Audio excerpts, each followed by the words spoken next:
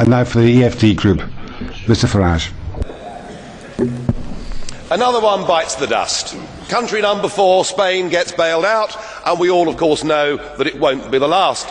Though I wondered over the weekend whether perhaps I was missing something, because when the Spanish Prime Minister, Mr. Rajoy, got up, he said that this bailout shows what a success the Eurozone has been.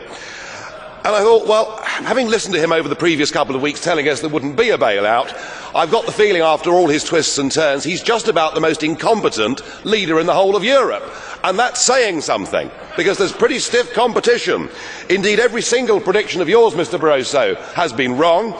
And dear old Herman Van Rompuy, well, he's done a runner, hasn't he? Because the last time he was here, he told us we'd turned the corner, that the euro crisis was over, and he hasn't bothered to come back and see us.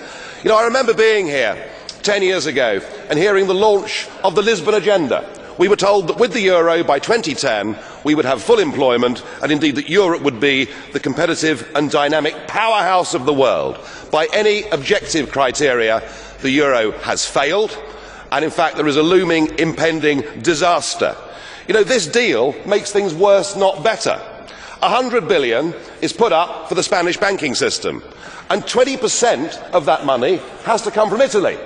And under the deal, the Italians have to lend to the Spanish banks at 3%, but to get that money, they have to borrow on the markets at 7%.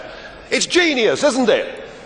It really is brilliant. So what we're doing with this package is we're actually driving countries like Italy towards needing to be bailed out themselves. In addition to that, we put a further 10% on Spanish national debt. And I tell you, any banking analyst will tell you 100 billion doesn't solve the Spanish problem. It would need to be more like 400 billion. And with Greece teetering on the edge of euro withdrawal, the real elephant in the room is that once Greece leaves, the ECB, the European Central Bank, is bust. It's gone. It has 444 billion euros worth of exposure to the bailed out countries. And to rectify that, you'll need to have a cash call from Ireland, Spain, Portugal, Greece and Italy. You couldn't make it up, could you?